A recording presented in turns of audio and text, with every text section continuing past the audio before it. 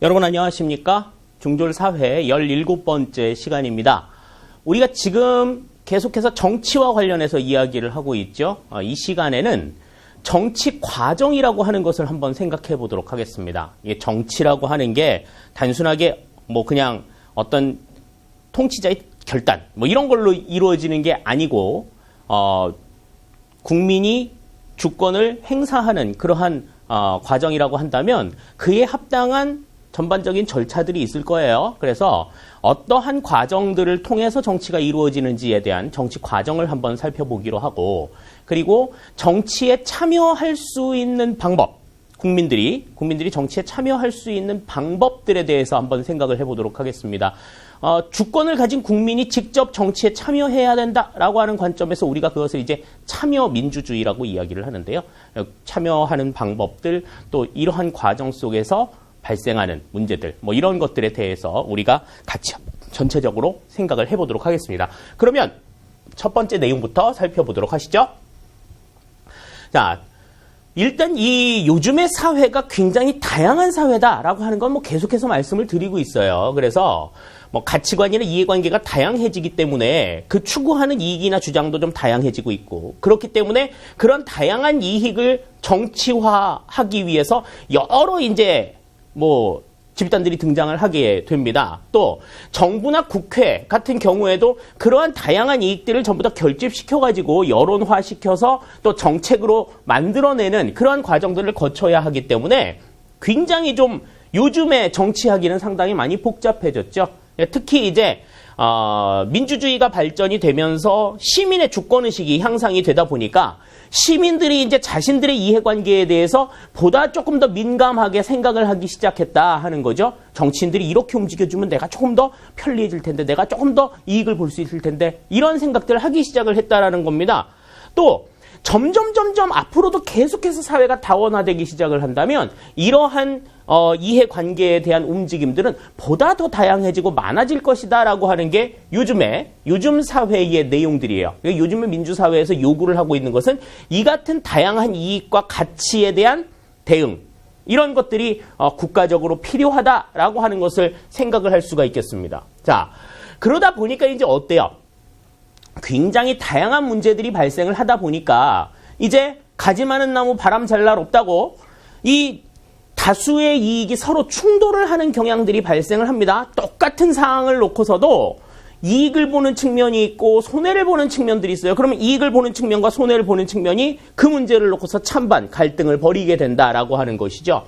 그래서 이러한 그 문제들이 앞으로도 발생할 가능성이 굉장히 높다라고 하는 겁니다. 그런데 이 같은 갈등의 발생을 나쁘게만 볼 것이냐 하면 그렇지도 않아요. 일단 이 갈등이라고 하는 것들, 이러한 이익 충돌이 긍정적인 영향은 어떤 게 있느냐. 우선 갈등을 해결하는 과정에서 시민의 권리가 높아지고 신장이 되고 구성원의 결속력이 강화가 되고, 또 사회 내의 다양성이 실현되고 사회 발전 통합에 기여한다. 다시 말해서 무슨 얘기냐면, 자, 양측 간의 이해관계의 대립으로 인해서 갈등이 벌어져요. 그러면 일단 그것을 주장할 수 있는 목소리가 커졌다라고 하는 점에 있어서는 시민의 권리가 높아졌다라고 볼 수가 있습니다. 또 하나의 조직체와 조직체 간의 갈등이 벌어질 때는, 집단과 집단 간의 갈등이 벌어질 때는 집단 내부의 결속력이 굉장히 강화되는 그러한 모습들이 나타나요. 그러니까 집단 내부에서도 서로 이해관계에 따라서 좀 마음에 맞고 안 맞는 사람들이 있다 하더라도 집단 간의 갈등이 벌어질 때는 그거는 뒤로 제껴놓는다라는 거죠. 그리고 무엇보다도 이런 이익 충돌에 의해서 발생한 갈등을 해결하는 과정에서는 사회 내의 다양성이 그만큼 실현될 수 있는 여지가 넓어진다라고 하는 점을 생각을 할 수가 있어요. 그게 그러니까 이러한 이익 충돌에 의한 갈등에 의해서 기대할 수 있는 가장 큰 장점이라고 한다면 사회 내의 다양성의 실현이다. 이렇게 생각을 할 수가 있겠죠. 사회 내의 다양성이 실현이 되면 사회가 발전하고 통합에 기여한다는 것은 당연한 수순이 되겠고요. 자, 그런데 이 갈등이라고 하는 건 여러분들이 잘 아시겠지만 심화됐을 경우에는 공익을 침해하거나 사회 혼란을 유발해서 오히려 공동체 발전에 저해가 되는 그러한 요인들이 나타난다 하는 것 생각을 하실 수가 있겠습니다. 자, 그러면 그러한 다양한 이해관계를 이제 결집해서 정책으로 만들어 나가는 과정을 가리켜서 우리가 이제 정치 과정이라고 이야기를 하는데요. 이 정치 과정이라고 하는 의미부터 살펴보죠. 개인이나 집단이 지닌 다원적인 이익과 입장들이 민주적으로 표출되어 해결되는 과정을 가리켜서 우리가 정치 과정이라고 이야기한다 하는 겁니다. 자, 그러면 이 정치 과정이 어떻게 이루어지는지에 대한 절차를 한번 생각을 해보시죠. 자, 지금 절차는 순서대로 쭉 나오는 거예요. 순서대로. 이렇게 우리가 생각을 하실 수가 있겠습니다. 자, 우선 다원적인 이익이 표출이 됩니다. 다양한 이익. 그러니까 뭐 어떤 하나의 이익 관계를 이제 결집을 해가지고 그것이 통합이 되었다 칩시다. 그런데 사회가 다양해지면 그것 이외에 또 다른 이해 관계들이 나타나겠죠. 그러한 이익들, 뭐 시민이라는 이익 집단이나 시민단체들과 같은 이런 정치 참여자에 의해서 다양한 이익이나 주장이 표출이 된다. 근데 이 표출이 된 이익이나 주장 같은 경우에는 아직 거기에 대한 이익을 보장받지 못한 거죠. 새롭게 등장을 했으니까. 자, 그러면 이러한 이익이 표출이 됐다라고 하면 너도 그래? 나도 그런데? 너도 그렇구나. 자기하고 이해관계가 비슷한 사람들이 다수가 있다라는 걸 알게 돼요. 그러면 이제 어떻게 합니까? 그거를 서로 한데 모으는 작업을 하게 되죠. 이익을 집약시키는 겁니다. 그러니까 이익을 집약시키는 방법으로 정당이나 언론, 선거 같은 것들을 통해서 이러한 이익을 결집시키는 노력들을 해요. 우리는 이러한 이해관계를 가지고 있기 때문에 이러한 상황에 이렇게 대응할 수밖에 없어. 지금 상황에서는 우리의 이익을 위해서는 이렇게 움직일 거야. 그러니까 우리를 조금 우리의 이해관계가 이렇게 바뀐다라고 하면 우리는 더 많은, 더 넓은 생각들을 할 수가 있어. 라고 하는 암묵적인 어떤 의사표현을 하게 되는 거죠. 그러면 그 집약된 이익을 이제 정치를 하는 사람들이 인지를 하겠죠. 그러면 그 문제들을 해결하기 위한 공적 활동 방향을 결정을 하게 됩니다. 그건 이제 누가 하겠어요? 국회에서 법률을 만들고 만들어진 법률을 집행하는, 그러니까 국회나 정부가 이 같은 일들을 하겠죠. 그래서 정책 결정의 공식 주체로서 국회나 정부가 나타나게 된다라고 하는 겁니다. 그래서 그와 관련해서 법률이 만들어지고 그와 관련된 정책들이 형성이 되면 그 정책을 이제 집행하는 일을 정부가 담당을 하게 되죠. 우선 여기까지예요. 우선 여기까지 1차적으로 그 이익에 대한 정책이 집행이 되는 과정은 여기까지 이루어집니다. 그런데 거기서 끝나는 게 아니에요. 거기서 끝나는 게 아니고 정책이 집행이 되기 전까지는 잘 몰라요. 실질적으로 어떠한 일들이 벌어질지에 대해서 우리가 잘 알지 못합니다. 그런데 정책이 집행이 되고 나면서 정책을 맨 처음에 형성할 때에는 생각하지 못했던 일들이 벌어지는 경우들이 있어요. 돌발 상황이 나타나는 거죠. 그래서 그러한 돌발 상황들이 나타났을 때에는 이제 그 정책을 현실에 맞게 수정을 하는 작업들이 필요합니다. 그래서 하나의 정책을 만들어가지고 야 만들었어 땡 이게 아니라 그 정책이 정말 국민들의 이해관계를 대변하고 있는 건지 이익을 담보하고 있는 건지 그런 것들을 면밀하게 파악을 해서 국민의 이익을 완전히 보장하지 못한다라고 하면 더 많이 보장하기 위해서는 어떻게 해야 될 것인가에 대해서 부분적으로 수정을 해야 될 부분은 수정을 하고 고쳐나가는 과정을 거치게 되죠. 이것을 우리가 이제 정책 평가 및 환류 과정이라고 이야기를 합니다. 그래서 환류가 돼서 문제가 생기는 부분들은 다시 정책 결정 과정으로 돌아가게 되는 이러한 피드백 과정을 거치게 되는 거죠. 이 과정은 계속해서 돌아가게 된다라고 하는 것을 우리가 생각을 해 두시면 되겠습니다. 이렇게 해서 다원적인 이익이나 입장들이 표출이 되고 해결이 되는 과정을 우리는 뭐라고 이야기한다? 정치 과정이라고 이야기한다. 그 의미를 여러분들이 좀 잘 생각을 해 두셔야 돼요. 그리고 각각의 단계가 무엇을 의미하고 있는지에 대해서 분명하게 알아두셔야 됩니다. 그래서 어떠한 상황을 딱 놔두고 이 단계가 어디에 해당이 되는 거냐 이런 것들을 묻는 문제들이 시험 문제에는 종종 출제가 되고 있다라고 하는 것 말씀을 드릴게요. 자, 그러면 이 같은 정치 과정은 자, 사회 구성원의 다양한 이해관계를 조정하는 일을 하고 갈등을 해결해서 아까 말한 대로 사회 통합에 기여하는 이 충돌에 따른 긍정적인 효과들을 이제 이루어 나가는 하나의 조정 역할을 한다. 우리가 이렇게 생각을 할 수가 있어요. 그런데 이 같은 정치 과정에 참여하는 주체들이 과거에는 국가기관이었어요. 국회나 정부, 뭐 이런 기관들이 주로 담당을 했었거든요. 그러니까 정치라고 하면은 이제 뭐 그냥 나라님들이 주로 하시는 일이야 라고 생각을 했고, 또 그 사람들이 주도하는 대로 모든 것들이 이루어져 왔다라고 하는 걸 생각한다면, 과거에는 이 국가에 의한 통치 행위가 정치 과정의 전부다 이렇게 생각을 할 수 있었는데, 오늘날에는 민주사회죠. 그러니까 이 같은 국가에 의한 통치 행위도 국민의 지지와 동의 아래에서 이루어져야 하고, 또 그러한 정치 과정이 돌아가는 데 있어서 국민들이 직접 영향력을 행사할 수 있는 단계까지 이르렀다라고 하는 거죠. 어떻게? 시민, 정당, 언론, 이익집단, 시민단체와 같은 이러한 참여 주체들의 시민들이 적극적으로 참여하면서 거기에서 자신들의 정치적인 의견들을 표출해 나가는 이러한 과정들을 요즘에는 보여주고 있다.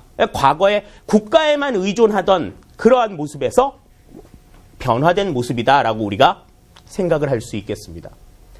자, 그러면 그렇게 해서 이익을 집약시켜가지고 이제 국가가 그 이익을 보호하기 위해서 만들어 놓는 하나의 계획이 바로 정책이죠. 의미부터 살펴봅니다. 자, 정책이라고 하는 건 공공목표 달성이나 공공문제 해결을 위한 정부의 활동 방향이나 기본 계획이다. 그래서 이거는 주로 법이나 제도 형태로 나타난다. 자, 이 법은 누가 만들어요? 그러면 법은 국회에서 만드는 거죠. 그 법이 만들어지고 나면 그 법을 바탕으로 해서 제도가 나타나는데, 그 제도는 이제 그 정책을 시행하기 위한 여러 가지 요소들, 뭐 이런 것들에 의해서 정부가 그런 것들을 만들어 나간다. 중앙정부가 만들고 또 지방정부가 만들고, 그렇게 해서 이 법과 제도 형태로 나타내는 것을 우리가 정책이라고 이야기를 합니다. 전 시간에 우리가 뭐 한참 이제 보육정책에 대해서 이야기를 했는데, 그 보육정책이라고 하는 것도 보육과 관련된 법들이 있고, 그 법에 따라서 어떻게 운영을 한다라고 하는 제도들이 있잖아요. 또 그 제도들이 지역마다 또 굉장히 다르지 않습니까? 그런 것들을 생각하면, 아, 이런 것들이 정책이구나, 이렇게 생각을 하시면 될 것 같아요. 그러니까 뭐 교통요금 체계를 어떻게 하겠다, 교통정책이 되는 거고, 그 다음에 입시 제도를 어떻게 변형시키겠다, 교육정책과 관련된 내용이고요. 우리 실생활에서 국가가 이걸 이렇게 하겠대라고 하는 문제들, 그러한 것들은 전부 다 정책이라고 볼 수가 있습니다. 그러니까 우리 일상생활에 굉장히 많은 영향을 주는 요소들이에요. 그러니까 직간접적으로 우리 일상생활 전반에 영향을 주기도 하고, 또 시대가 변화하면서 이 정책도 당연히 변화하는 모습을 보여주겠죠. 자, 중요한 건 이 정책이 올바른 정책이 되고 민주적인 정책이 되고, 또 국민들의 어떤 요구, 이것을 정말 충분하게 반영을 하는 정책이 되기 위해서는 어떻게 해야 되느냐. 시민이 노력을 해야 되고 정부가 노력을 해야 되고, 둘 다 노력을 해야 된다라는 거죠. 어느 한쪽만의 노력이 있어서는 곤란하다. 자, 시민의 노력부터 봅시다. 일단 정책에 대한 관심이 지속적으로 있어야 됩니다. 성의가 있어야 되겠죠. 일단 그 정책에 내가 실제로 관심을 가지고 있어 라고 하는 것을 계속해서 표출을 해줄 필요가 있습니다. 또 공청회나 청원 같은 이런 정책 결정 과정에 적극적으로 참여해가지고 국민들의 의사를 표현하는 과정이 필요하다라고 하는 거죠. 다음에 정부는 이러한 시민들의 적극 참여에 의해서 형성이 된 여론을 바탕으로 해서 정책을 결정을 해야 된다라고 하는 겁니다. 그냥 정치인들의 이해관계에 따라서 만들어지는 게 아니라 여론을 토대로 만들어야 된다는 거죠. 또 민주적인 절차에 의해서 책임 있는 정책이 집행이 되어야 한다. 그러니까 뭐 재난이 발생을 했을 때, 홍수나 가뭄, 또 뭐 화재, 뭐 긴급 사고와 같은 이러한 사고가 발생이 됐을 때 어떤 절차에 의해서 인명을 구조하고 재산을 보호해야 한다라고 하는 뚜렷한 과정이 있어야 된다라고 하는 겁니다. 그래서 거기에 관련된 책임자가 누구냐? 어떻게 책임을 하면 인명과 재산을 더 많이 보호할 수 있느냐? 재난으로부터. 이런 것들에 대한 책임 있는 집행의 의지, 이런 것들을 보여줄 수 있어야 된다라고 하는 거죠. 정부는. 그래야 보다 더 민주적인 정책이 될 수 있다라고 하는 것 기억해 두셔야 되겠습니다. 자, 그러면 이제 정치 과정의 참여 주체들을 한번 생각을 해보시죠. 자, 정치 과정의 참여 주체라고 하는 건 일단 정치 과정에서 정책 결정에 영향력을 행사하는 개인이나 집단을 이야기합니다. 그런데 오늘날 보면 이제 어떠한 것들이 있다라고 하는 게 머릿속에 조금 떠오르시기는 하실 거예요. 근데 과거에는 이 정치 주체의 유형이 지금과는 조금 다른 모습을 보여왔다 하는 것을 생각해 보실 수가 있겠습니다. 우리가 정치 과정도 아까 이야기를 했지만 과거에는 국가의 통치 행위만을 우리가 정치라고 이야기를 했다. 정치 과정으로 이야기를 했고 시민들이, 국민들이 그것에 참여하는 것에 대해서는 별로 생각을 안 했었다는 거죠. 근대사회 마찬가지입니다. 정치 과정이 일방적인 그냥 국가기관 중심의 통치 행위다라고 인식이 되었기 때문에 정치 주체 자체도 국회나 정부나 법원 이런 국가기관에 한정이 되어 있었다라는 거죠. 그런데 오늘날에는 국가기관을 포함해서 이 같은 기관들 이외에도 정당이나 시민단체나 이익집단이나 언론이나 아까 말씀을 드렸던 그러한 정치에 참여 방법들이 다양해진 모습들을 보여주고 있다 하는 것을 생각하실 수가 있겠습니다. 다음에 이런 정치 주체들 간의 상호작용들이 굉장히 활발해지고 있다라고 하는 것도 특징으로 생각을 할 수가 있어요. 그러니까 국가기관만 알아서 수덕수덕 해가지고 짠 하고 내놓는 거, 이게 국민들의 이해관계를 온전히 담보한다, 이렇게 보기 어렵다라는 거죠. 또 국민들이 모르고 국민들의 이해관계나 이런 것들을 정확하게 파악한 정책이라고 보기도 어렵습니다. 그러한 정책들이. 그렇기 때문에 각각 독립된 정치 활동을 하지만 주체들 간의 협력이나 또 대립을 통해서 정책 결정 과정에 영향력을 행사할 수도 있다라고 하는 거죠. 그러니까 정치 주체들 간의 협조도 있어야 되겠지만 가끔 가다간 대립이나 갈등 같은 것들도 생길 수가 있다라고 하는 겁니다. 아까 앞에서 설명드린 대로 갈등이라고 하는 것이 부정적인 측면만 있는 게 아니라고 말씀을 드렸잖아요. 자, 그러면 이 같은 상호작용이 정치 목적을 효율적으로 달성할 수 있다라고 하는 긍정적인 의미도 주고는 있지만 반면에 정치적 결탁이나 소수의 권력 횡포와 같은 그러한 문제점들도 낳고 있다 하는 것을 우리가 유념해야 될 것입니다. 자, 그러면 요즘에 이제 정치 주체에는 어떠한 것들이 있는가, 또 어떠한 역할들을 하는가 하는 것들을 한번 생각을 해보도록 할게요. 우리가 공식적으로 정치 참여 주체라고 하면은 국가기관을 이야기했었죠. 국가기관 그러면은 아까 얘기한 대로 국회와 정부와 법원, 입법, 행정, 사법을 담당하는 기관들이 있을 겁니다.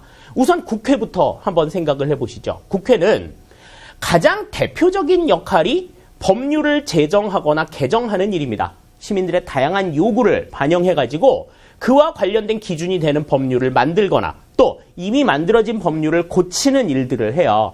다음에 이 법률대로, 이 만들어진 법률대로 제대로 정책이 집행이 되고 있는지에 대한 점검을 하게 됩니다. 그 대표적인 게 국정감사와 국정조사예요.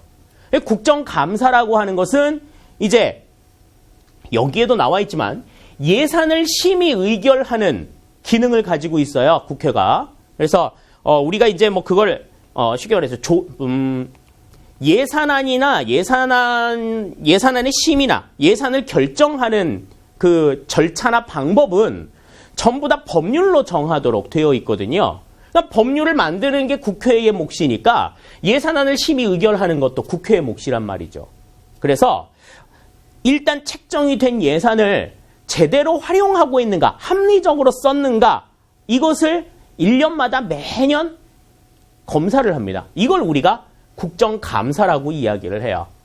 다음에 국정조사라고 하는 거는 이제 정말 국가적으로 정말 엄청난 이슈, 사건들이 발생을 했을 때 이 사건이 어떻게 진행이 된 거야?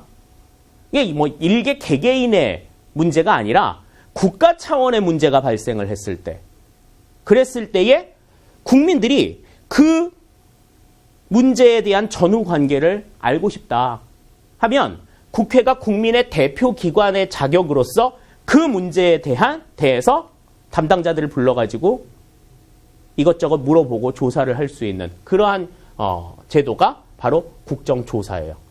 그래서 법률을 만들고 고치는 일, 그리고 국가 중요한 정책을 점검하는 일, 예산안을 심의 의결하는 일, 이러한 일들이 바로 국회가 하는 주요 임무다, 주요 역할이다, 이렇게 생각을 할 수 있겠습니다. 다음에 두 번째, 정부입니다. 정부는 이제 우리가 그 좁은 의미에서 보면은 행정부만을 의미하고 넓은 의미에서 보면은 이 입법, 사법, 행정기관을 다 보는데 여기에서 보는 건 이제 좁은 의미의 행정부만을 의미하는 거죠. 자, 행정부는 국회에서 만들어진 법률을 바탕으로 해서 여러 가지 정책들을 수립하고 결정하는 일들을 해요. 그게 정부의 몫이다. 그러면 정부는 이 정책을 수립하고 결정하는 데 있어서 어때야 돼요? 뜬구름을 잡는 얘기를 해서는 안 된다는 거죠. 정말 국민들의 피부에 와닿는 그러한 정책들을 만들어야 된다. 현실에 맞는 정책을 집행해야 된다. 그래서 정책을 현실에 반영하고 정책 목표를 달성하는 이 같은 일들을 이제 정부에서는 담당하고 있다 하는 걸 여러분들이 생각을 하셔야 되겠고요. 다음에 이제 사법부, 법원에서 하는 일들을 보면 법원에서는 법률을 해석하고 적용하는 일들을 합니다. 분쟁이 발생을 했을 때 재판을 거쳐가지고 야, 이거는 여기가 옳고 여기가 옳아. 이 지금 다툼은 이렇게 해결하는 것이 좋겠어. 라고 법률을 바탕으로 해서 그 내용들을 해석 적용해가지고 분쟁이나 문제들을 해결하는 역할을 하는 것이 바로 법원의 역할이에요. 그래서 이 법원은 이 같은 법률을 해석 적용하는 업무를 바탕으로 사회 정의를 실현하고 사회 질서 유지를 위해서 노력하는 그와 같은 모습들을 보여준다 하는 것을 생각하실 수가 있겠습니다. 자, 그러면 공식적인 참여 주체는 이렇게 입법, 행정, 사법 이렇게 세 개의 국가기관을 놓고 우리가 생각을 할 수가 있는데, 그러면 그렇지 않은 비공식 참여 주체에는 어떠한 것들이 있느냐.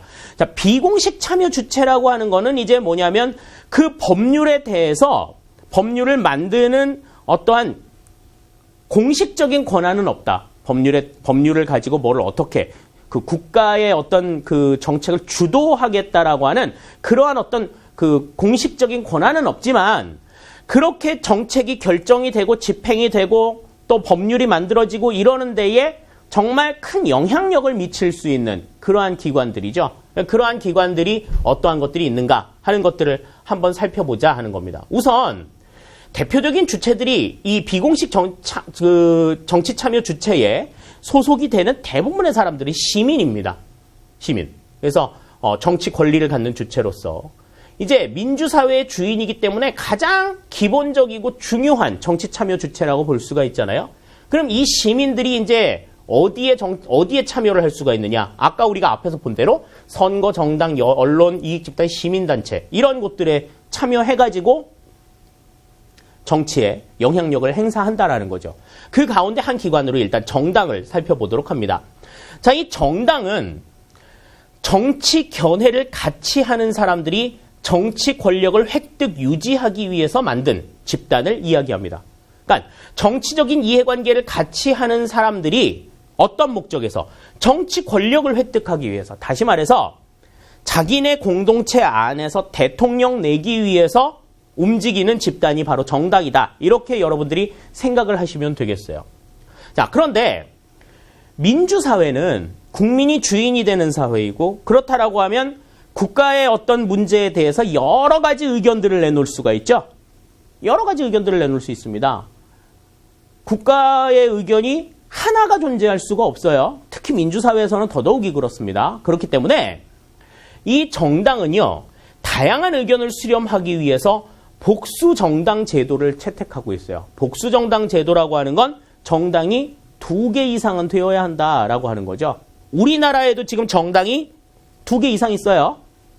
뭐 영향력을 미치고 있는 정당은 뭐 한 2-3개 정도 되지만 지금 중앙선거관리위원회에 등록이 되어 있는 우리나라의 정당 수는요, 줄잡아 한 20개 정도 됩니다. 정말 듣도 보도 못한 정당들 되게 많아요. 예. 이러한 정당들이 생겼다가 없어지고, 없어지면 또 만들고, 우리나라는 정당 설립의 자유가 있거든요. 그래서, 야, 참 신기하네. 이런 정당이 있었어? 뭐 이런 생각을 하게끔 만드는 정당들 굉장히 많이 있습니다. 이 정당은 없어진 것 같은데? 있네. 이런 것들도 있고요. 지금 우리나라, 대한민국의 여당은 새누리당이죠. 근데 이 새누리당이, 대통령 선거 직전에 당명을 바꿨어요. 새누리당으로. 이전의 정당이 한나라당이었잖아요. 한나라당이라고 하는 게 없어지고 이제 새누리당으로 바뀌었다. 이제 땅 공표를 했는데 대한민국의 한나라당이 없어진 게 아니더라고요. 나중에 찾아가서 봤더니 지금은 있는지 없는지 모르겠는데 한나라당이라고 누가 정당을 만든 거야. 그러면 또 한나라당이 존재를 하는 거죠. 물론 본질은 다르지만. 자, 이렇게 이 정당이라고 하는 거는 여러 개가 있을 수 있다 하는 거죠. 그만큼 정치적인 견해가 다 다르다. 만약에 북한처럼 일당 독재 체제다. 그러면 그 일당 독재 체제는 뭐를 의미해요? 그 나라의 정치적인 견해는 하나밖에 없다라는 거죠. 그러니까 이건 민주적인 정당 체계라고 보기가 어렵다 하는 겁니다. 자, 그래서 이 정당은 여론을 형성 조직하고 또 국민의 대표자를 배출합니다. 대통령 선거에 후보도 내고요. 국회의원 선거에 후보도 내고요. 지방선거에 후보도 냅니다. 자, 그리고 정책을 비판 감시하고 정부와 의회를 연결하는 역할들을 하고요. 또 정치의 사회화 기능을 수행한다. 다시 말해서 정치를 하려면 이렇게 해야 돼. 정치에 대해서 여러 가지를 이제 학습하게 하는 학습의 장으로서의 역할을 담당하는 게 바로 정당이다. 이렇게 생각을 할 수가 있어요. 다음에 언론입니다. 이 언론은 정치 과정의 전반을 제공하는 정치 주체죠. 그러니까 정책이 만들어졌어. 그러면 그 정책을 홍보하는 역할도 하고 또 시민들의 여론이 이렇게 돼 있어. 그러면 여론을 전달해서 정책으로 나오게끔도 하고 이렇게 하는 거죠. 그래서 정부 정책에 대한 정보를 전달하고 또 정책에 대한 다양한 해설과 비판을 제공해서 여론 형성의 핵심적인 역할을 한다. 이 언론이라고 하는 게 얼마나 중요한 역할들을 해요. 모든 관점들을 다 둘러서 볼 수 있도록 그렇게 해야 된다라고 하는 겁니다. 그만큼 언론이 공정하고 책임 있는 역할을 담당을 해야 되겠죠. 다음에 이제 이익 집단입니다. 자, 이 이익 집단은 이해관계를 같이 하는 사람들이 자신의 특수한 이익을 실현하기 위해서 만든 단체가 바로 이익 집단이에요. 아까 맨 처음에 사회가 굉장히 다양해진다라는 말씀 드리지 않았습니까? 그러면 그 다양해지는 사회의 다원화 분위기 속에서 정치적인 이해관계도 여러 가지가 나타난다라고 말씀을 드렸죠. 그 이해관계를 대변하기 위해서 생겨나는 집단이 바로 이 이익 집단이에요. 이 이익 집단은 자신들만이 가지고 있는 특수한 이익을 정책에 반영하기 위해서 이 정책 형성 과정에 압력을 행사하기도 합니다. 그래서 우리가 이 이익 집단을 다른 말로 압력단체라고도 불러요. 그래서 이 압력단체는 사회가 다원화되면 다원화될수록 굉장히 많아질 겁니다. 야, 저 사람들의 이익을 대변할 필요가 있어? 뭐 이렇게 생각했던 사람들이 이익 집단을 형성을 하게 되는 거죠. 왜 흔히 왜 폐지 줍는 고물상 하시는 분들, 이분들도 자신들의 이익을, 그네들의 이익을 대변할 수 있는 단체들이 있어요. 그리고 세탁소 하시는 분들. 세탁소 하시는 분들도 세탁업에 관련돼서 자신들의 이익을 표출할 수 있는 그러한 집단들이 있고. 마치 이익 집단 그러면은 특수한 계층이라고 얘기하니까 의사, 변호사, 검사, 검사는 아니겠고. 자, 의사, 변호사, 무슨 이러한 회계사 이런 사람들만 그러한 집단을 만들 거라고 생각을 하는데 그렇지 않다라는 겁니다. 여러분들 가운데서도 여러분들과 이해관계를 비슷하게 가지고 계시는 사람들이 다수 모이게 되면 이런 이익 집단 얼마든지 만들 수가 있어요. 자, 그런데 이 이익 집단은요, 어떤 문제들이 있느냐면, 일단 긍정적으로는 이 다양한 이해관계를 대변하기 때문에 정당처럼 어떤 정치적인 견해 이것만 가지고 모인 집단들보다는 훨씬 더 이해관계의 폭이 넓습니다. 그러니까 이익을 대변할 수 있는 폭이 넓어요. 그러니까 정당이 가지고 있는 어느 기능을 좀 보완하거나 대체할 수 있는 그러한 역할들을 하고 있습니다. 그래서 정당들 같은 경우에는 선거 때 직능대표라 그래서 직능대표라 그래서 우리 이제 전국구 의원들 뽑을 때 이 이익 집단의 대표들을 영입을 하는 경우들이 굉장히 많아요. 그래서 그 사람들의 이해관계를 얻을 수 있도록 그렇게 반영할 수 있도록 그렇게 하는데, 자, 이 이익 집단은요, 다양한 집단의 이해관계를 대변한다라고 하는 점에 있어서는 굉장히 긍정적이에요. 아, 사회가 이만큼 다양해졌구나. 또 2, 3년 전하고 또 다르네. 이렇게 느낄 수 있도록 한다는 점에 있어서는 굉장히 긍정적인 역할을 가지고 있지만, 반면에 지나치게 특수이익을 강조하게 될 경우 문제가 생길 수 있습니다. 어떤 문제가 있느냐? 일단, 자, 아까 정책 실현 과정에 압력을 행사한다라고 이야기를 했었죠. 자, 그러면 그 압력을 해가지고 정책이나 법률이 만들어졌어. 그런데 이게 그 사람들의 이익을 대변하는 것이기는 하지만 법이라고 하는 게 또 그렇잖아요? 모든 사람들의 이해관계를 다 담보할 수 있어야지 어느 특정 계층만을 위한 법이 돼서는 안 되잖아요. 근데 이 법이 그런 법이 돼버렸다. 정책이 그런 정책이 돼버렸다. 이 사람들만을 위한 정책이 돼버렸다. 나머지들은 전부 다 피해본다. 이렇게 되면 정부나 국회에서 이렇게 얘기할 수 있는, 야, 너네들 말 듣고 지금 이렇게 만들었는데 이거 어떻게 할 거야? 거기에 대해서 아무런 책임을 갖지 않는다라는 거죠. 이익 집단은. 내가 그냥 그런 거 신경 써달라 그랬지. 내가 그렇게 만들으라 그랬냐? 이렇게 이제 얘기를 하는 겁니다. 결국의 책임은 국회나 정부가 지는 거예요. 법률을 제정했거나 정책을 만든 데 대한. 그러니까 정치적인 책임에 민감하지가 않아요. 정치적인 책임을 못 느껴. 그러니까 이들의 압력이나 이들의 이 표출이 정도를 좀 넘어섰을 때에는 굉장한 사회 혼란을 유발할 수가 있다 하는 겁니다. 특히 공익과 충돌을 했을 때. 옛날에 꽤 오래전에 한 15년 전쯤 요즘에는 이제 그게 조금 정착이 됐는데 의약 분업이라고 하는 게 실시가 됐어요. 의약 분업 정책. 의사하고 약사하고 이제 일을 나누자라고 하는 거죠. 옛날에는 개인 병원 같은 데 가면은 개인 병원에서 진찰하고서 약도 병원에서 받아갔어요. 근데 이제 요즘에는 병원에서는 처방전만 주고 그 처방전을 들고 약국에 가서 이제 약을 조제할 수 있도록 그렇게 한다는 거죠. 그거 가지고 아주 의사협회랑 약사협회랑 얼마나 싸웠는지 모릅니다.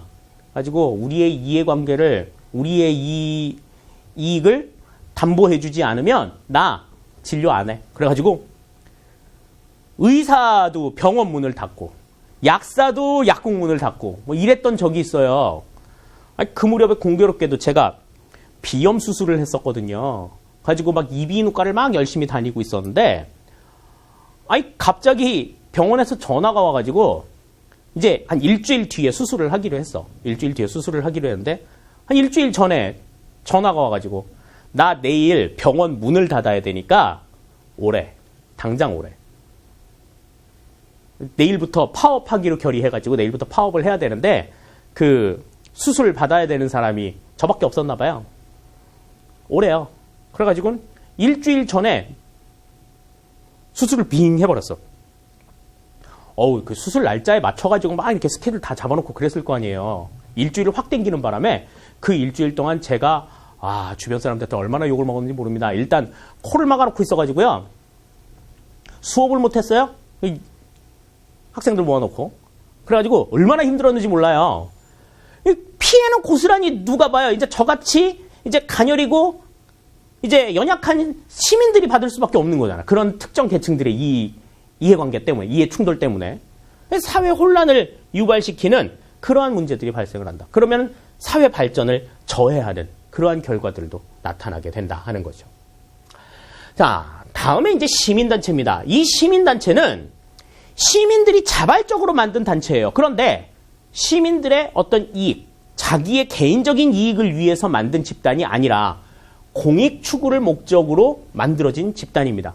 그래서 공익 추구를 목적으로 시민들에 의해서 자발적으로 결성이 된 조직이고, 이들이 정부가 해야 되지만 예산이나 인력의 한계로 인해서 하지 못하는 일들을 대신 해준다 그래서 비정부 기구라고 불러요. 우리가 이제 약칭으로 NGO라고 얘기를 하는데, Non-Governmental Organization. 그러니까 정부의 기구가 아닌데 정부가 하는 역할들을 한다 하는 기관이라는 거죠. 그래서 이게 정부 기관은 아닌데 정부의 역할을 하는, 정부 같은 정부 아닌 정부 같은 조직이에요, 이 조직이. 자, 그러면 이들의 역할은 어떠한 것들이 있느냐. 우선 정부 정책을 감시하고 비판하는 역할들을 합니다. 이 정책이 바람직한 정책이냐, 올바른 정책이냐, 이 강에다가 뚝을 놓는 것이 정말 합리적이냐, 환경적으로 아무런 문제가 없느냐, 환경영향평가에서 아무런 문제가 없다고 나와서 정말 문제가 없느냐, 이러이러한 것들을 이렇게 시뮬레이션 해봤을 때는 이러한 결과들이 나온다. 거기에 대해서는 생각해봤느냐. 계속해서 고민하게끔 만듭니다, 정부들이. 다음, 정부가 해결하기 어려운 사회 문제를 국제연대를 통해서 해결을 한다. 정부 자체로 해결하기 어려운 문제들, 뭐 예산 문제도 있고 뭐 여러 가지 어려운 문제들이 있을 때 그 문제들을 국제연대를 통해서 해결한다든지, 또 정치 과정에 시민 참여를 유도한다든지, 야, 우리가 목소리 힘을 합쳐가지고 이러이러한 목소리를 한번 내보자, 이렇게 유도하는 그러한 역할들을 담당하는 기관이 바로 시민단체다라고 하는 겁니다. 그래서 이러한 아까 지금 정당이나 이익집단이나 시민단체, 지금 이 세 개의 기관에 대해서는 여러분들이 그 구분을 조금 명확하게, 이 집단은 이러한 역할을 하는구나, 여기는 어떠한 역할을 하는구나, 어떠한 차이가 있구나 라고 하는 것들을 분명하게 여러분들이 구분을 좀 해두실 필요가 있어요.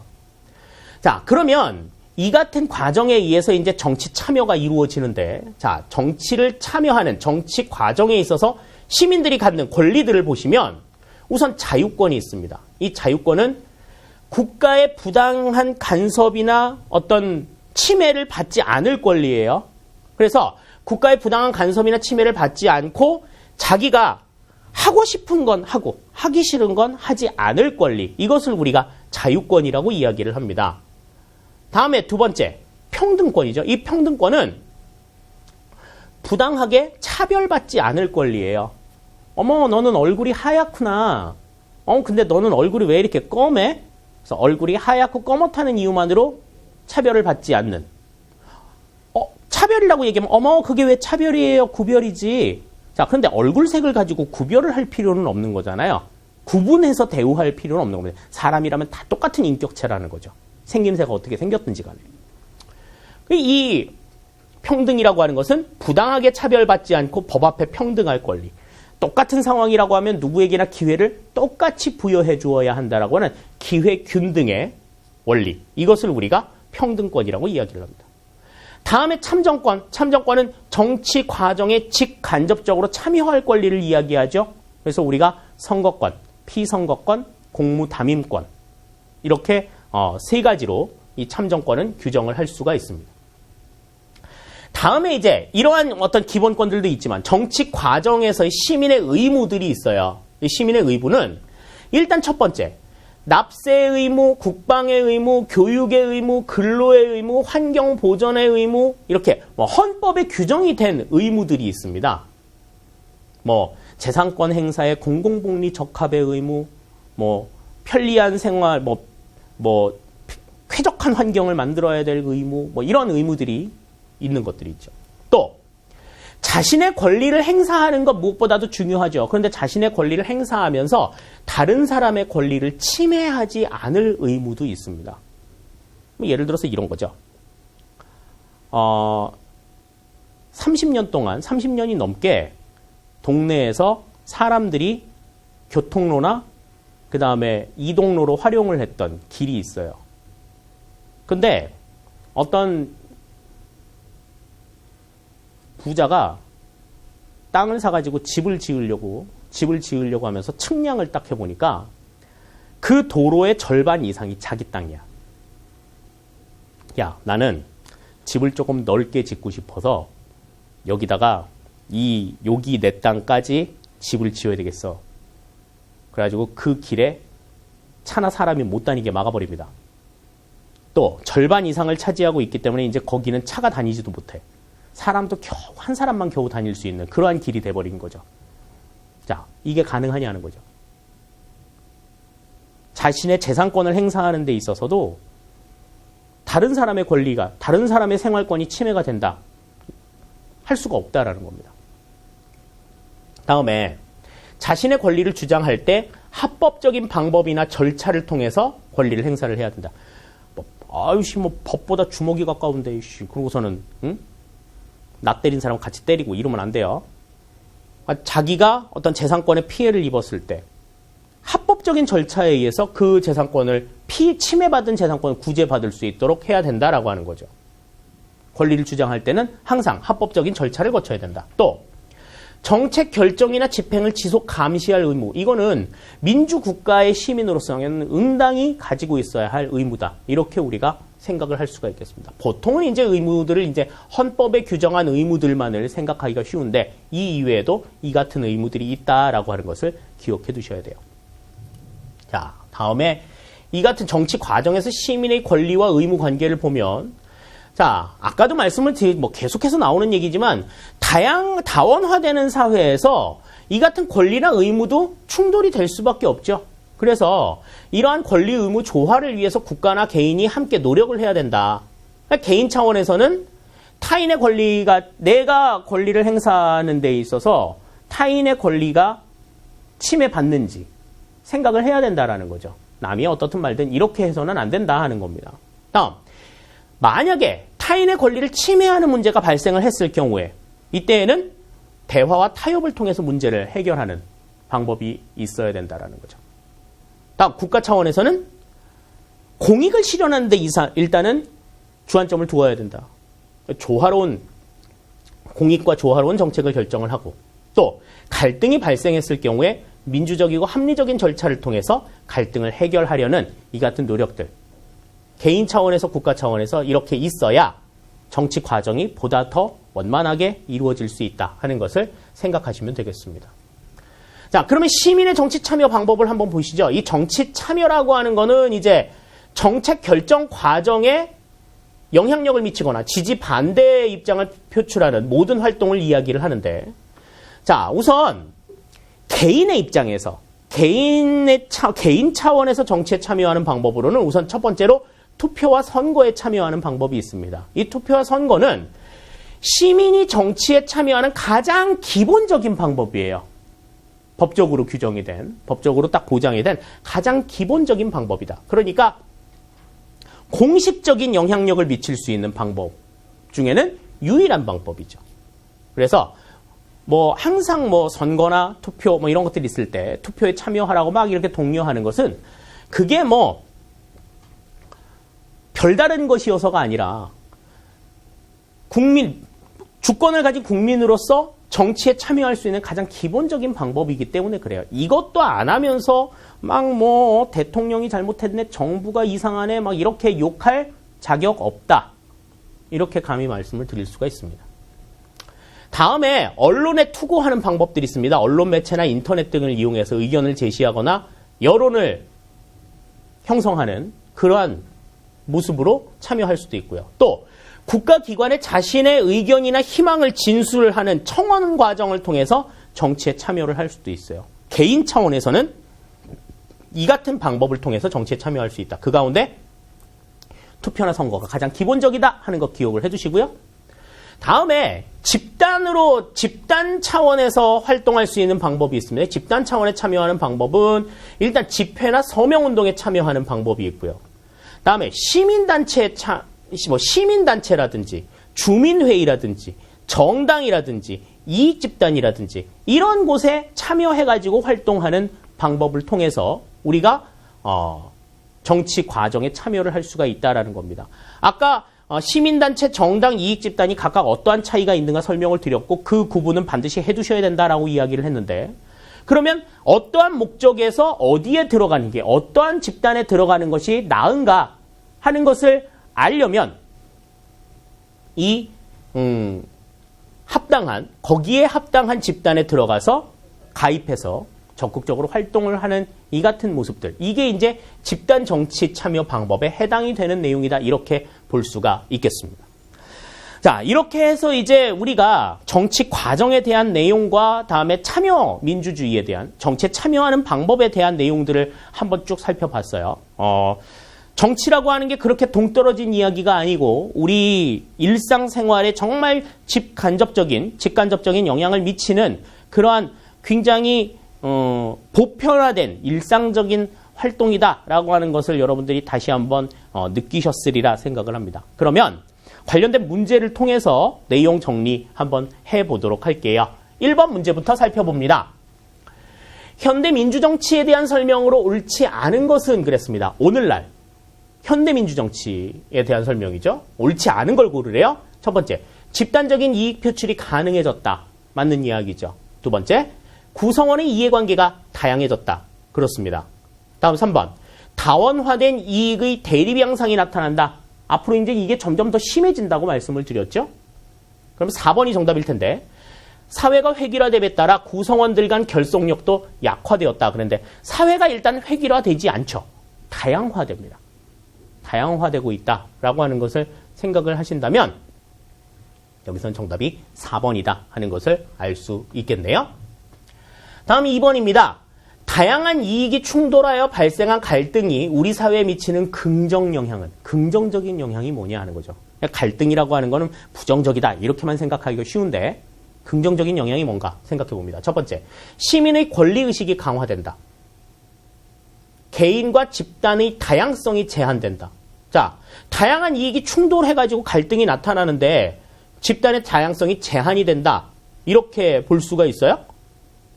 자, 그거는 좀 아닌 것 같아요. 이 갈등은 사회 발전과 무관하다. 무슨 소리예요? 아까 긍정적인 측면들이 분명히 있다고 이야기를 했잖아요. 이익은 적당히 이익 갈등이 발생을 했을 때 그것을 어떻게 해결하느냐에 따라서 사회 발전과 통합에 기여할 수 있다라고 말씀을 드렸습니다. 지나친 갈등은 공동체의 이익을 침해한다. 무엇이든 지나치면 좋지는 않겠죠? 자, 그러면 여기에서 긍정적인 영향이 되는 건 1번이 정답이 됩니다. 시민의 권리의식이 강화된다라고 하는 것. 이것을 여러분들이 생각해 두셔야 돼요. 다음 3번입니다. 정치 과정을 통해 추구하고자 하는 궁극적인 목적으로 가장 적절한 것은 그랬습니다. 가장 적절한 거. 궁극적인 목적. 그러니까 정치 과정을 통해서 이루고자 하는 게 무엇이냐. 첫 번째, 사회통합 달성이다. 이게 가장 궁극적인 내용이겠죠. 결국에는 사회통합이 목적이 된다라고 하는 겁니다. 신속한 정책 결정, 행정의 효율성 강화, 정치 무관심해서 다 정치 과정을 통해서 추구하는 목적인데 이러한 목적들이 궁극적으로 뭐를 위해서? 사회통합 달성을 위해서 이루어지는 것이다 라고 하는 걸 생각하셔야 된다는 겁니다. 정답이 그래서 여기서는 1번이 되는 것 알 수 있겠네요. 다음 4번입니다. 정치 주체에 대한 설명으로 옳은 것은 그랬어요. 정치 주체에 대한 설명으로 옳은 것. 1번. 정치 주체는 독립적인 정치 활동만을 한다. 아니죠. 독립적인 활동도 하지만 주체들 간의 상호작용도 한다고 말씀을 드렸습니다. 두 번째. 정책 결정 과정에 영향력을 행사하는 주체이다. 그렇죠? 2번이 여기선 정답이 되는 것 같네요. 3번. 전통사회에서는 주로 시민 중심으로 정치 과정이 전개되었다. 그랬는데 이거는 오늘날의 일이고 전통사회에서는 국가기관을 중심으로 해서 정치 과정이 전개가 되었다. 이렇게 생각하시면 되겠고요. 정당은 법적으로 정책 결정을 할 수 있는 권한이 있으므로 공식 정치 주체이다. 그랬는데 법적으로 정책을 결정할 수 있는 권한이 있는 주체는 정부밖에 없습니다. 정당이 아니라 정부다. 따라서 4번의 정답은 2번이 된다 하는 것 알 수 있겠습니다. 다음 5번입니다. 정치 주체 간 상호작용에 대한 관점이 다른 하나는 그랬어요. 자, 관점이 다른 하나. 상호 간의 정보를 교류한다. 뭐 그런 것들이 있죠. 다음, 효율적으로 정치 목적을 달성한다. 굉장히 긍정적인 영향입니다. 정치 주체 간 유기적으로 협력한다. 이것도 굉장히 바람직한 내용이라고 볼 수 있겠죠. 4번, 부정적으로 결탁하거나 권력을 남용하게 된다. 이거는 정치 주체 간 상호작용으로 인해서 나타나는 어떤 부작용, 부정적인 영향이다. 이러한 내용들은 가급적적 지양하는 이러한 모습을 보여줘야 되겠죠. 따라서 5번의 정답은 4번이 되는 것 알 수 있겠고요. 다음 6번입니다. 정당에 대한 설명으로 옳지 않은 것은 그랬어요. 아까 정당에 대해서 말씀드렸는데 국민의 대표자를 배출한다. 맞는 얘기죠. 시민의 정치 사회화를 담당한다. 그렇습니다. 정부와 의회의 매개 역할을 한다. 그렇다고 말씀을 드렸죠. 자, 그러면 4번인데 정치활동 결과에 대해 책임을 지지 않는다. 이거는 아까 어디라 그랬어? 이거는 이익집단, 압력단체에 해당이 되는 내용이다 라고 말씀을 드렸죠. 따라서 6번의 정답은 4번이 되는 것 알 수 있겠습니다. 그럼 나머지 1, 2, 3번은 정당에 대한 설명이다. 여러분들이 기억을 해두시면 되겠습니다. 다음 7번. 이익집단의 출현 배경으로 옳은 것은 그랬습니다. 이익집단이 왜 생겨났다 그랬어요? 사회가 굉장히 다양해지면서 거기에 따라서 나타나는 이해관계도 보다 다양해졌기 때문이다. 그런 말씀 드리지 않았습니까? 사회의 획일화. 어처구니 없는 얘기죠. 이 얘기는. 반대예요. 다양한 직업의 출현. 이게 이제 해당이 될 수 있는 내용이 되겠습니다. 정부의 비대화 현상, 정부가 너무 커져서 정치에 대한 무관심이 늘어났기 때문에 정치에 대한 무관심이 늘어났으면 이익집단을 왜 만들어요? 이익집단도 안 만들죠. 따라서 여기서는 2번이 정답이 되는 것 알 수 있겠습니다. 다음 8번입니다. 다음에 해당하는 시민의 권리 유형을 바르게 연결한 것은 그랬습니다. 자, 가와 나가 어디에 해당이 되는가 하는 걸 보자는 거죠. 가 봅니다. 국가나 특정 집단으로부터 차별받지 않을 권리. 차별받지 않을 권리. 이거는 우리 뭐에 해당이 되는 거예요? 아까 우리가 자유권, 평등권, 참정권 뭐 이런 얘기들 했는데 그 가운데서도 평등권에 관련된 이야기겠죠. 가는 일단 평등권에 해당이 되는 내용 같습니다. 다음, 언론, 출판, 집회, 결사의 자유, 양심의 자유. 여기서는 자유가 있으니까 또 자유권에 대한 내용이라고 볼 수가 있겠죠. 우선 가가 평등권이니까 평등권에 해당이 되는 것만 찾아보면 3번이 정답이라고 하는 것 바로 아실 수가 있을 것 같아요. 가는 평등권, 나는 자유권에 대한 설명이다. 3번이 정답이 되겠습니다. 다음 9번입니다. 시민의 개별 정치 참여 방법으로 적절한 것은 그랬습니다. 적절한 것. 집단적인 차원이 아니라 개인의 자격, 개인의 입장에서 참여할 수 있는 방법. 어떤 게 있다 그랬어요? 선거나 투표에 참여하는 방법이 있다 그랬고, 언론에 투고하는 방법이 있다 그랬고, 그 다음에 청원을 하는 방법이 있다 그랬었죠? 자, 그러면 선거에 참여하기 바로 정답이죠. 이건 개인 차원이고요. 주민회의에 참석하고 정당의 당원으로 가입하고 시민단체가 주최하는 장외집회 참석하고 이거는 전부 다 집단적인 차원의 정치 참여다. 그렇게 말씀을 드렸죠. 개별 정치 참여 방법은 1번. 선거에 참여하는 방법이다. 이 방법이 가장 기본적인 방법이다. 다시 한번 기억해 두시기 바랍니다. 다음 10번입니다. 다음에서 설명하는 시민 정치 참여 유형은 그랬어요. 9번 문제에서 너무 설명을 열심히 했더니 이 문제는 바로 답이 보이죠. 자, 가장 기본이 되는 시민 정치 참여 방법이다. 아까 그렇게 목소리를 높여서 이 얘기했어요. 시민 주권을 행사하는 합법적인 절차이고 대통령, 국회의원, 지방자치단체장, 지방의회 의원 등 대표를 뽑는 절차이다. 이걸 우리가 뭐라고 이야기합니까? 언론 투고에서 대통령 뽑나요? 선거로 뽑죠. 2번이 그래서 정답이 됩니다. 진정서 제출해가지고 대통령 뽑고 시민단체 활동으로 대통령을 뽑는 일 없습니다. 반드시 기억해 두시면 좋겠네요. 자, 이렇게 해서 이제 우리가 정치 참여에 대한 내용들을 쭉 한번 살펴봤습니다. 정치와 관련된 내용들에 대해서 뭐 단순하게 너무 어렵다라고만 생각하시지 마시고요. 정말 우리가 참여할 수 있는 여지들은 굉장히 많다. 안 해서 그렇지 참여할 수 있는 여지는 굉장히 많고 아까도 말씀드렸다시피 우리 일상생활에 직간접적으로 영향을 미치는 것들이 바로 이 정치다라고 하는 걸 다시 한번 여러분들이 기억해 두시는 이 시간 되시기를 바랍니다. 수고하셨습니다. 감사합니다.